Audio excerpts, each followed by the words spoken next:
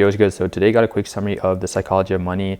Just going over kind of the key ideas, that's like just simplifying it, summarizing it to the bare bones of it. Because if you want to just kind of understand the key lessons of it and you're smooth in like me, bro, like I got you, bro. So you got a quick presentation here: Psychology of Money by Morgan Housel, a summary by yours truly, Sanuka. So a quick overview of what I'm going to be talking about. Like the main ideas is that money is psychological, not mathematical. Less ego, more wealth. Money should help you sleep at night. Time is the real advantage. What money's role is, and then my honest takeaways of the book.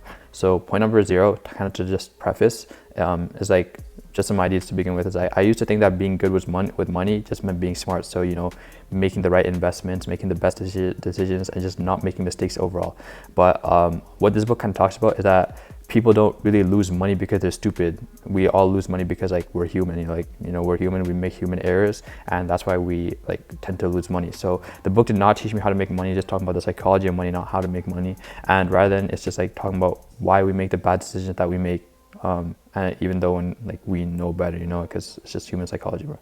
So the first point here is that money is psychological, not mathematical. So key ideas for this one is that people experience money differently. Background, age, timing, luck, all matter, and you cannot judge, because each person has their own unique kind of experiences that they go through in life. So everyone sees money through their own kind of judgment, through their own experiences, and we cannot judge other people's money decisions because we're usually missing their kind of context. There's going to be people who have gone through kind of like the Great Depression, or there's people that might have been living like when the stock market boomed, so people will see money differently. They might be more frugal, they might be more okay with spending. Kind of here, like someone who lived through a market crash will invest differently than someone who didn't. Something like for me is like, because my parents grew up in Sri Lanka, so they grew up kind of with a frugal mindset. The mindset that my parents have is much different compared to me, because I didn't have to go through that kind of like third world country experience, you know what I'm saying? So that's kind of point number 1. Point number 2 here is that less ego, more wealth. So the key ideas for this is that wealth is invisible, and that honestly nobody really cares, bro. Like they just like imagine themselves in that position. So what I mean by this is like, when you think like, this person got like a nice car, they got like a crazy like Ferrari or something, people they'll usually look at the car, but they'll imagine themselves in that car. They'll imagine themselves driving that car around. They won't really think about you. They won't like look at you like as you're like a better person, like maybe like some down bad fan will, but they honestly just focus on the material, and they don't really focus on you as a person. Same thing goes for like material, designer clothes. Like honestly, bro, like I mean, like maybe in some cases they could matter, but people don't really take it that deeply. Like it's only you that's making it seem like a super big deal. So what the book says is that you got to build real wealth by not buying the things, so that you could have more options in the future. Having more options means more freedom, and you're going to be able to do what you want when you want. And this is kind of like the main idea of like what the book says. Like money should be able to buy you more freedom, and you should be able to do what you want when you want with who you want, kind of thing. So point number 3 here is that money should help you sleep at night. So the key ideas here is that optimal is not equal to comfortable. Personal risk tolerance matters, because you need to have endurance. So the best financial strategy is the one that helps you sleep at night, and it should not be doing the opposite. It should not be keeping you up at night. It should not be kind of stressing you out all the time, because you just got to do what makes you like what makes sense to you. Some people can't sleep unless they're chasing high returns, like 20-30%, but others can only feel calm being conservative. Maybe it's just gaining like a small amount, not gaining too much. Honestly, like overall, it just doesn't matter as long as that person is able to sleep and stay consistent. You want to have endurance in the markets, and that's kind of the next point I'll go over. But you want to be able to stick to your plan. You want to be able to stay in the long term, and that's kind of what I mean by the next point, which is time is the real advantage. Because key ideas here is like most outcomes come from few big wins, and those big wins will come over a long exposure time to the markets. You got to and with that like long time, you still got to be able to expect many failures. You can't expect everything to be green.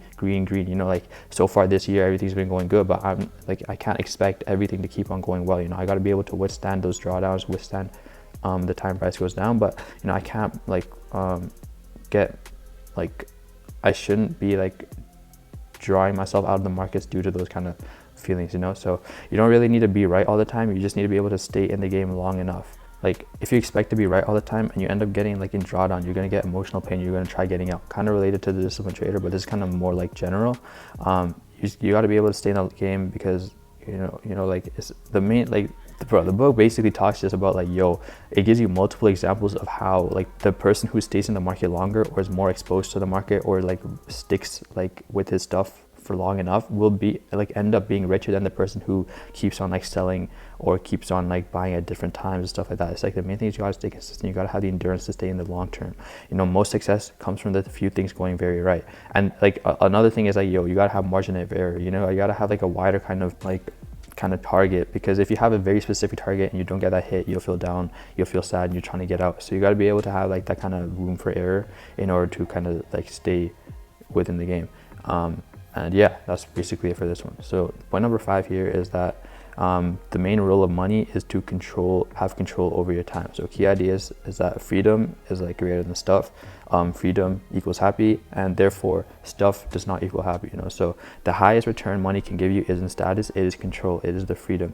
Being able to decide what you do, when you do it, and who you do it with, that is the real goal. That is where real happiness occurs. That's where the experiences are formed, and that's where the memories will come in from. You know, like, you know, maybe you'll have like some memories of like, yo, you buying your first car, or like getting some crazy designer clothes, but the memories that you hold with other people, the experiences that you do, those will stick with you for much longer. They will keep you like, you know, feeling happy, feeling joyous about your life, and give your life kind of meaning in the end. So the main takeaway is that you should be able to have control of your time and be able to stay maintain the freedom to do what you want, when you want, with who you want. So that's kind of all the main points. Now my honest takeaways for this book is that it gave me a better mindset about money.